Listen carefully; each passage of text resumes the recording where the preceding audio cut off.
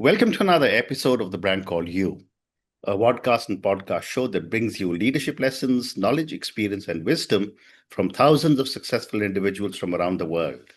I'm your host, Ashutosh Garg, and today I'm delighted to welcome a well-respected coach from Perth, Australia, Anomie Atkins. Anomie, welcome to the show. Hi, Ashutosh. I'm so happy to be here. Thank Thank you. you. Thank you. Anomie is a Nest Coaching Club and certified coach. She supports women and LGBTQI plus folk through IVF and family building. So, Anami, a few questions for you before I ask you about coaching. My first question is, what inspired your decision to become a solo mom by choice? And how did that shape your IVF journey? Uh, so I didn't really have a choice. I was in a relationship, and in that relationship, my partner didn't want to pursue IVF after we had 3 miscarriages. Mm-hmm. Um, and for a while, I had to soul search and work out what I really wanted out of my one precious life. Mm-hmm. And I decided I would do it alone. I had to Oh. break up with my partner. It Mm, was difficult, but worth it, worth it. absolutely. And what were some of the biggest emotional or social challenges you have faced in your journey? Um, for me, because I had 3 miscarriages, I Mhm. had grief and loss. And I had a little bit of fear because the last one was very physically draining as well as Mm, emotionally draining. Um, and socially, then going through the IVF process myself alone, I had mhm, to fly to Brisbane because there was over a year long wait list for the donor. mhm, So I was very alone. mm, mm. Thank you. And how has motherhood transformed your understanding of self, purpose, and resilience? Well, motherhood is about responsibility. Right. It's about love in action. And I believe, especially after doing a coaching certification, that it's about role modeling what you think are the most successful ways to live in life, or Mm, not just success defined, also happiness, also meaningful life. mm. Um, so that responsibility, we have that responsibility for our own lives, but I don't think I realized it until I was a mother. And then Right. I was a bit reckless with my life before Mhm. I was, then now I'm like, I need to stay alive because I have someone depending on me. Mm. Mm. Actually, we all are reckless when, before we get responsibilities of children. Thank you. Anyway, now let's talk about the Nest Coaching Club. Tell me a little bit about Nest and the what was the incentive to create this club? Um, well, because I believe IVF is very hard. Mm. And I believe there are lots of coaching frameworks Hmm. that can lighten that and make that easeful. And so that you can go through IVF with grace. And those skills, they stay with you for your lifetime. So Mm. um, during IVF, it's just about making it easier, but then Mm. later on, you can apply that Mm. to parenting and to being a wonderful citizen in the world. So Mm. there's there's kind of nothing to lose. Mm. Mm. But tell me, how does Nest differ from other fertility support programs? What do you do differently? Mm. That's a good question because we have free networks of community in Hmm. Australia and I Hmm. know in the UK.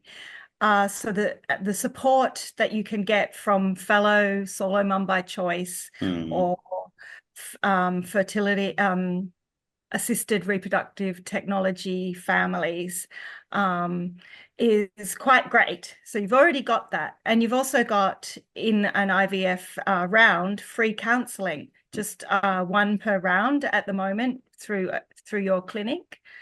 But no one has coaching combined with community. And this community is a community with lived experience to share, as well as the micro coaching that I provide. And that's where you really see a lot of transformation. Mhm. And for my viewers and listeners, could you give me an example of someone you have coached? No names, of course. Mm-hmm. Yes, someone came to me. They didn't have any friends they could talk to this depth, Hmm. this emotional sincerity about everything. They felt like they were burdening friends and family. Hmm. Uh, and so they were seeking someone with a shared lived experience they could ask questions from. And what they got is a feeling of someone else cares. Someone else Hmm. cares about me. I'm held during this time, once a fortnight, and this gave them the opportunity to apply that kind of self-love that they were Hmm. feeling from me as well. Yeah. Hmm. Among other things, this is what they really mentioned Hmm. benefiting Very from. interesting. And Yeah. based on all the work that you've been doing, what misconceptions do people often have about LGBTQ plus and solo IVF journeys? Well, there's two common ones that I think of, beyond the idea that, families should be natural Hmm. and all that entails. But uh, people who are solo mums by choice are Hmm. often accused of being very selfish. Hmm. They're not providing a two-parent family. Hmm. But a lot of relationships that begin as two-parent families Hmm. turn into Absolutely right. do Yes. not last. And solo mums by choice go into this very, very with a lot of, I cannot think of the word, Hmm. but planning, Yeah. because they know that they will need support. So they often gather a large community. They will gather male role models, uncles, friends of Hmm. family, Hmm. grandparents. They will make sure that they have Yeah. that support, Yeah. go very intentionally towards being a loving mother, Hmm. Hmm. You also supporting spoke about some of the emotional toll uh, this could take. So tell me a little bit about the kind of emotional toll the process of fertility takes on non-traditional families, and how do you help your clients cope with societal or medical biases they might encounter? Mm. So the toll on for IVF is high for anyone. It Mm, is often prolonged uncertainty, and we know that humans do not like to feel out of control. mm, That creates anxiety, and it can create depression. They There's also grief around loss, and that's even the loss of the naivety mm, around this idea that they will just simply easily have a family. mm, That's more so for same-sex couples. Um, Beyond that, there are feeling guilty about your body not behaving the way that it should. mhm, And you can have that on behalf of your partner as well. You can have shame, uh, mm. and I think that's the key Yeah, ones. yeah, Yeah. yeah. Oh, thank you. And what are some common thought patterns or emotional blocks that appear during IVF?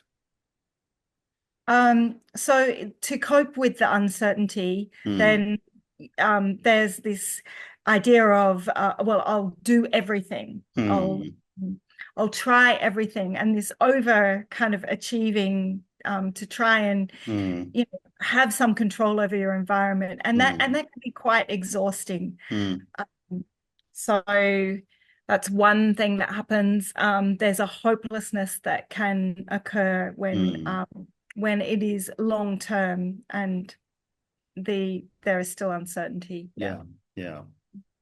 My next question for you is that how can someone balance emotional vulnerability with the need to stay strong through the various treatment cycles? That's a good question. I like to think of it as your mindset needs to be strong. You Mm, need to be quite vigilant, to have a positive outlook, be very kind in your self-talk to mm, yourself. But then if feelings arise, the best way to deal with them is just to feel them, just allow mm, them. They will pass quite quickly. I mean, even grief, it will come in waves, and mm, grief takes as long as it takes.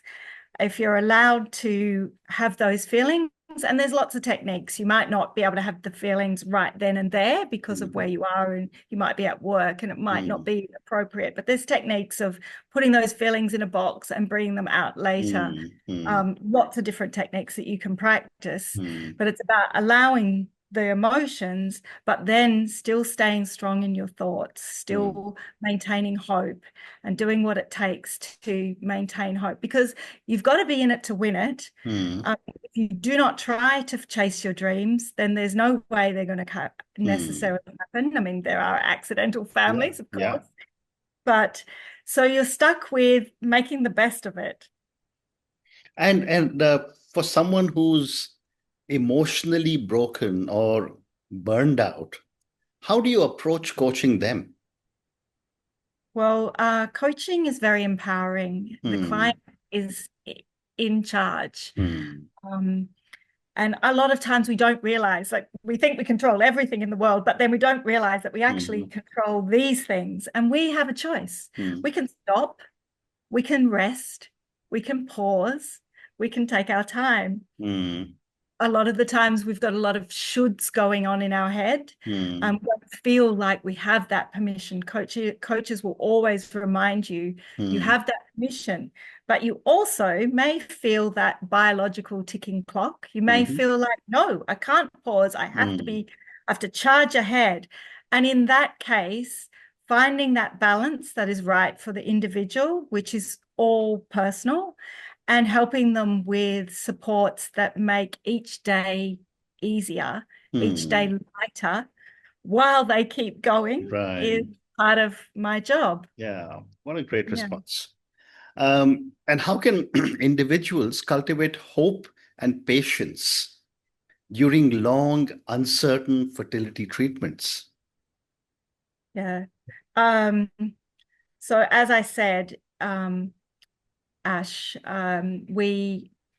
we have to try.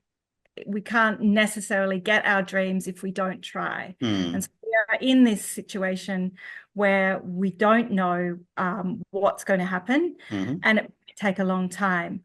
So we have to then decide to have hope, um, because without it, it just is it's so hard. So again, Hmm. that's a little strength in the mindset and behaviors that create hope for the person. So for me, I am reminded that there is Hmm. hope, and that the world keeps turning and everything changes, by seeing a little bit of blue sky around a grey, cloudy sky, just Hmm. that hint. I am reminded by seeing new life in the garden, by working the garden, Yeah.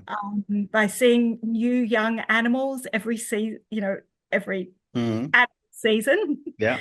usually spring. So those things help me just take a moment Yeah. to realize, yes, I've decided to have hope. I've decided to believe, and it's scary, Hmm. but I'm going to do this because I have this one precious life. Yeah.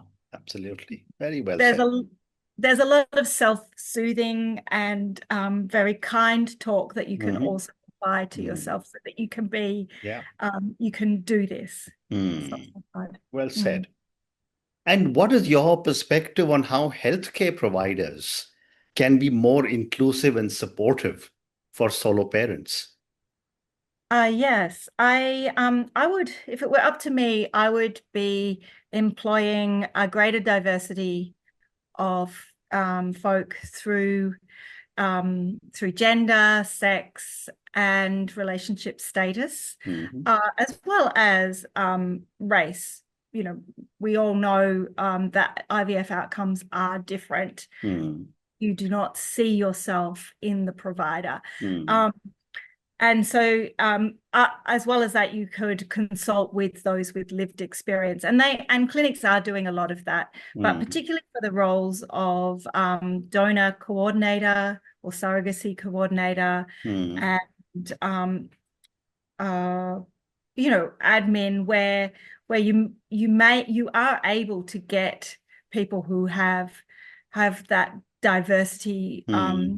well, not individually, but express a range of Yeah. different choices in their lives. And Mm-hmm. so people can see themselves, they can feel understood. Mm-hmm. Yeah. That's it. And what advice would you give to people dealing with triggers such as pregnancy announcements or insensitive comments? Yeah, that's a common one. And first of all, it does hurt. Um, and you just are allowed to feel that hurt. And I'd like to always give permission to each client and anyone out there who's watching the Mm, podcast to make the journey as easeful as they need to.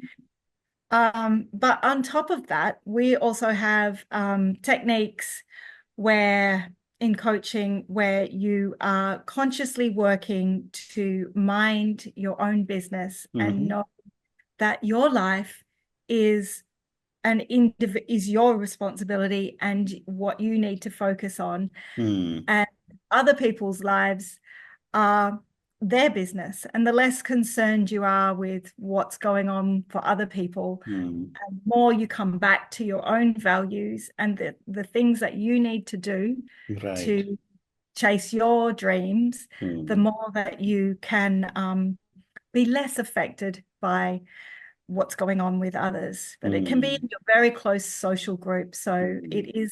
it can be Yeah, isolating if you yeah, yeah. decided I to agree. protect yourself. I agree with you. I have time for two more questions for you. What gives you hope for the future of family building for all people? Well, I think that intentional families are committed to being very loving parents. And that's for me the key to good parenting. Mm-hmm. I also think that when we have a great diversity of different families and Mm, different ways of living and being, mm, we will have a more compassionate society. mm, I like to think that we'll grow a new generation of change makers. mm. And my Mm. last question, if you could share one message with anyone starting their IVF journey today, what would it be? Okay, well, along with saying that, yes, I acknowledge that IVF is hard. Mm, Um, there are two things that you can learn, and this is a great opportunity to learn them now because mm, they're skills for life. Learning how to be comfortable with the uncertainty, mhm, um, to measure yourself only against your own standards, to bring yourself back to your own values. They're skills for life. mm, They'll help you be amazing citizens and amazing parents, mm, and they're very helpful for getting through IVF. mm. Mm. Amazing. And on that note, Anomie, thank you so much for speaking to me. I think this conversation has been truly amazing because of the amount of knowledge you have shared with all my viewers and listeners on coping with IVF. I think it's a very important factor. You spoke to me about solo parenting, but I think the IVF challenge is there even for um, couples who have decided to have who decide to go through an IVF treatment. Thank you again for everything that you're doing to make the world a much nicer place with so many new lives coming into the world. Thank you again, and good luck to you. Thank you, Ash. Thank you for listening to the Brand Called You videocast and podcast, a platform that brings you knowledge, experience, and wisdom of hundreds of successful individuals from around the world. Do visit our website www.tbcy.in to watch and listen to the stories of many more individuals. You can also follow us on YouTube, Facebook, Instagram, and Twitter. Just search for the Brand Called You.